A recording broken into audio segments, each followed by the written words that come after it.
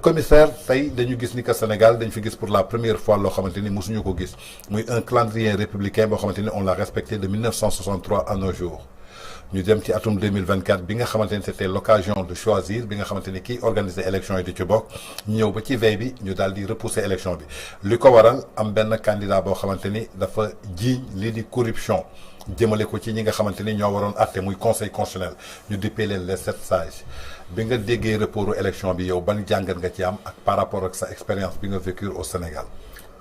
Bon, moi je dois dire que sincèrement du ma commencé ci bi ma déggee loolu mais fi réew mi jaar ci at yu mujj yi man si ma taxawoon je me disais que c'était les moments du tout possible lu nekk mën na am ci réew mi te ba tey lu nekk mën na fi am bi ma déggee report bi tamit dama garder sama lucidité taxaw pour comprendre ñun lan moo ñu indil lii et comme vous l'avez dit il y a que des choses sur lesquelles on doit revenir pour aider les Sénégalais à se positionner par rapport à cette situation que nous vivons aujourd'hui pour ne pas que seen xel mu am ñu ko këf parce que loolu moo yàq Sénégal depuis dafa am ay acteurs yi nga xam ni dañuy dox ci xelu nit ñi il ne laisse pas au peuple il ne laisse pas aux gens la possibilité de s'informer et de réfléchir en conséquence dañ leen di jiitu ci lépp ba noppi naan affaire bi nii la du fi bouger donc bi ma déggee loolu li ma gën a def mooy teeylu ba xam effectivement qu'est-ce qui s'est passé ce qui s'est passé je l'ai vu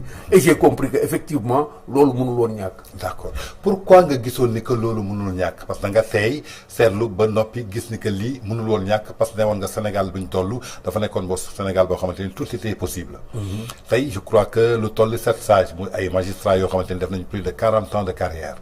ñu génn am candidat bu ne dañ leen ger ñu nga xamante ni soxluñu woon dara ci àdduna bi ñu gis ay candidats yu génn tuddee seen bopp spoliés ñu xañ seen ak seen yelleef ci li nga xamante ni dénk nañ ko conseil constitutionnel pour que mu saytu kan moo war a yor avenir Sénégal lu tax bettu la. mais bettement comme j'ai dit parce que dafa am fu ñu jógee. Sénégal dañu dugg depuis 2019. mooy app bi gën a jege. ñu dugg ci da nga yow rappeler depuis 1960 ñu ngi dox di def ay élections. mais depuis 2019 particulièrement dafa am ñu installé ci espace politique bi ay comportements yi nga xam ni xaju fi woon bokk fi woon mosu fee am.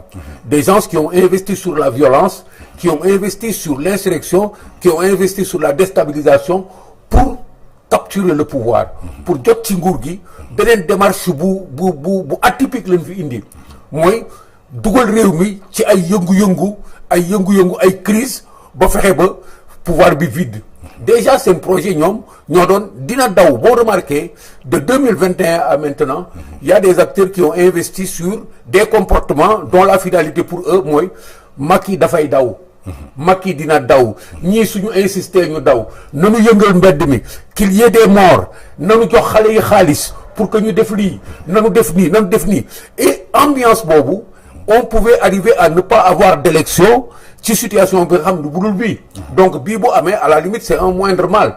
Pourquoi? Parce que ceux qui tenaient le pays on peut résister ba ñooñu li ñu bëggoon ci étape yu jiitu yi loolu amul donc si on arrive ici avec un blocage comme ça ne surprend pas maintenant parler du conseil constitutionnel on peut en parler avec tout ce que vous venez de dire. d'accord ci sa biir wax lim nga ni que de 2019 mooy bi ñuy am élection yi la ñu gis loo xamante ni mosul am Sénégal ñu gis li nga xamante ni tey benn parti lañ ci gis boo xamante ni bu bees la muy bu radical mu doonoon parti bi ñu dissout muy Pastef di Ousmane Sonko foofu lan moo doonoon paaru état ba mu bàyyi benn laxisme am ba kooku tey jaar par le populisme par le biais jox ñi xaalis uniquement pour Macky day daw ñoom ñu accéder au pouvoir foofu lan moo fa doon rôle responsabilité état est-ce que état amuloon foofu benn faiblesse par rapport à une seule personne boo xamante ne il s'appelait Ousmane Sonko. moi damay d'accord ak ñiy wax faiblesse mais situation boo koy analyser da ngay dem en profondeur. bu ngeen di xool nous sommes partis dès après élection 2019 yi. quelques petits mois après l'État n'a pas eu de répit même pas pour s'organiser et avancer. L'État s'est retrouvé face à des agissements particuliers xam nga après bi ñu jógee ci élection yooyu ci la ñu dugg immédiatement ci Petro-Tim immédiatement moi j'ai dit ci époque boobu que ça c'est une cabale contre le Sénégal il y a des gens qui sont derrière et loolu mu ngi feeñ j'ai dit documentaire u BBC bi c'est une commande politique c'est un outil qu'on a introduit ici au Sénégal pour perturber le Sénégal j'ai dit que les acteurs de aar li nu bokk c'est des agitateurs qui veulent perpétuer ici un comportement qui va installer dans le Sénégal une crise constante pour nit ñi daw. Donc loolu yëpp bu amee da ngay comprendre ni état bi ci boppam situation boobu boo ko boolee quelque temps après ñu dugg ci Covid bi yooyu yëpp day nekk benn environnement bi nga xam ni day polluer tellement polluer que si l'État veut travailler, continuer à développer le pays, parce que c'était là le challenge du président Macky Sall. Malgré tout ce qui se passe, faire en sorte que mon projet bi mu amoon que ce ne soit pas tributaire de ces événements bu su ëllëgee muy laay naan li ma bëggoon def de defuma ko. Pourquoi? Parce qu'il y a eu des crises, parce qu'il y a cela. Donc lépp li mu am dafa ruuru ci biir loolu continuer de lancer ses programmes. Dans cela maintenant, on peut se dire que xëy na mënoon na def leneen quand le phénomène s'est déclenché. Mais ils ont choisi de gérer ce phénomène-là, installer le pays dans une situation de stabilité, xëy na précaire, mais de stabilité. Jusqu'à ce que ça soit arrivé là. Certains maintenant vont dire l'État a été faible, l'État aurait dû, mais kenn yoru ci responsabilité État bi. La responsabilité du président de la République n'est pas ma responsabilité moi. La responsabilité n'est pas ma responsabilité. Ki nga xam ne non seulement da nga war a développer, mais tamit da nga war a stabiliser réew mi ba nit ñi mën a dund normalement. Ce n'est pas la même responsabilité que l'observateur que moi je suis. D'accord ci biir loolu tey nee nga su dee conseil constitutionnel mën nañu wax ci moom jaar nga ci police tey conseil constitutionnel yaakaar naa ne ci wàllu yoon la ñuy dox. tey suñu demee ba tollu benn situation bi nga xamante ni ki indi loolu muy benn parti boo xamante ni si populisme la doon yëngu ñu gis cabale bi nga xamante ni jaar na ci Petro-Tim ba kooku ci élection yi moom bokku ci mais ñi arrivé ci benn stade boo xamante ni un candidat boo xamante ni il fait partie du PDS muy doomu ki fi nekkoon ex-président ñu daal di invalider candidature am ba noppi daal di valider candidature ki nga xamante ni am na double nationalité est-ce que amul benn lâcheté boo xamante ni conseil constitutionnel ci nu ñu waroon saytoo li leen dénk amu fa. Non, attendez, moi je vous dis clairement, depuis le début de ce machin-là, il s'est dit que dès l'annonce de cette crise-là, le début de cette crise, le Conseil constitutionnel devait démissionner. Loolu la ñu ameel. Il faut pas que ñu ragal leen lu ma jaaxal tey mooy on reproche à tout le monde n'importe quoi et on veut sacraliser quelque chose qui s'est désacralisé. Le Conseil constitutionnel ba damay bañ a ma tuddee leen les 7 sages am na li nga xam ne moom la ñu ameel réew mi on dit que leurs décisions ne sont pas susceptibles de recours. loolu la ñu wax. Mais ils sont récusables. te ñoom ils doivent s'auto-récuser. ñoom ñoo war a xool seen bopp seen conscience seen responsabilité professionnelle ñu xool seen bopp ni yàq nañ fi lu bari. yàq nañ fi lu bari pourquoi parce que ñoom ñoo yàq parrainage yi. Je commence par ça. ñoo yàq parrainage yi. Je donne raison à ces spoliés là et consorts qui disent que ñun dañoo yàq suñu parrainage parce que ils ont à dire. ñoom am na lu dul wax am na lu ñu teg ci kaw table yi. Pourquoi? Parce que les parrainages lan le conseil constitutionnel teg ci sunu loxo ba léegi. Ci expliquer lu tax ces gens-là n'ont pas eu des parrainages vérifiés. Mais teguñu fi dara lu dul ay clé USB bi nangam sangam ainsi de suite. Alors que les parrainages c'est pas une question de clé USB. C'est une question de document yi ñu ngi ci seen loxo. Kuy ñëw da ngay indi sa clé USB indi sa ay fiches de parrainage. Normalement li ñu waroon def mooy traiter tout ce bagage-là en même temps. Et je reviens à la clé. Mais c'est un problème technique. Quand une clé USB ne marche pas, c'est un problème technique. Il faut y revenir, dire aux gens sa clé baaxul. Donc il y a des choses que le Conseil constitutionnel n'a pas fait. ñu dem gis ni Rose Wardini a une double nationalité. C'est le Conseil constitutionnel.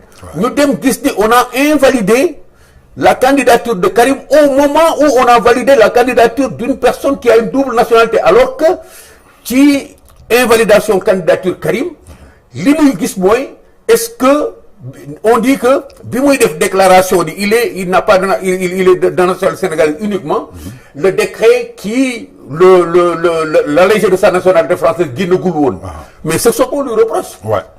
N'est-ce pas? Mais comment on a fait pour valider la candidature d'une personne qui n'a rien essayé de cela? Rose n'a rien essayé. Et plus que ça encore, dans une situation où on continue de dire qu'il y a d'autres candidats qui sont dans le lot et qui ont la double nationalité. Et d'autres candidats à qui on reproche autre chose. Comment on a validé la candidature de Diomaye Faye? Il y a tellement de choses là-dedans que le Conseil constitutionnel devait démissionner. Aujourd'hui, le Conseil constitutionnel n'a pas démissionné. Le président de la République tënku ci défaillance yooyu ba reporter élection bi. Et jusqu'à présent, le président de la République continue à faire confiance à ce Conseil constitutionnel. Parce que bi ñu defee décret bi abrogé convocation collège électoral bi député yi dañu saytu daal di pousse élection yi le 15 décembre. ba mu delluwaatee ci conseil constitutionnel ñu daal di casser décret boobu ba noppi delloowaat kàddu bi kii di président Macky Sall est-ce que amul benn jeu de yo-yo entre le président de la République et le conseil constitutionnel. mais loolu dafay arriver parce que on est sous le principe de la séparation des pouvoirs. Oui. C'est-à-dire pouvoir bu ci nekk. yow yaa yoroo sa cëggal buy yaa moom sa bopp. Jusqu'à la limite de ce qui peut passer ou de ce qui ne peut pas passer. Le président de la République n'a pas reporté l'élection. Dafa poser un acte. Acte bi mu posé mooy décret bi ma woote woon kat. pour nanu dem élection nañ ko fi teggi balaa ñuy am problème bu ñuy régler ci biir processus électoral bi. lii ma gis bi kat day indi problème. kon naa arrêté loolu en attendant ñu régler que. Les députés avaient déjà encore déposé une résolution du PDS. Ils ont ensuite déposé un projet de loi. Boole loolu yëpp c'est cette situation-là et consort qui est le levant de la crise. Du président moo arrêté élection yi moo def lii. Parce que bañ na ko ba quand l'Assemblée l'a interpellé sur la résolution et sur le dépôt du projet, il a dit yéen a xam. Je suis en attente de voir ce que vous pouvez faire. Maintenant, effectivement, il y a cette espèce de jeu de yo-yo. Mais qui nous auront libéré, qui devait jouer franc jeu, c'est celui qui a été accusé de corruption. Je m'arrête là toujours. Yow nga nekk une instance judiciaire. On t'accuse de corruption. Lan ngay def, l'association des magistrats se ligue derrière, ce qui est abominable. C'est des magistrats. Ñoom ñoo ñuy juger quand nous sommes corrompus. Les magistrats se disent, mettons-nous derrière les 7 sages. C'est du corporatisme négatif nul. Deuxièmement, les 7 sages trouvent dans la justice des mécanismes pour bloquer la situation. Ils vont déposer plainte pour empêcher la commission d'enquête parlementaire de fonctionner. Ils ne devaient pas le faire. Su fekkee rek da nga bëgg lu leer waroon nga bàyyi ku neutre ku jóge ci biti ànd. Ils ne sont pas neutres, eux ils devaient démissionner. Donc dans cette situation, ñoom ñoo ñu waroon libérer. Le président de la République ne peut pas attaquer frontalement le conseil constitutionnel parce que dafay mel ni un conflit direct qu'il anime entre moom et dafay dem ba dafay personnaliser wu. Les gens vont trouver à dire que il s'attaque aux 7 sages alors que sa position est une position de principe. D'accord.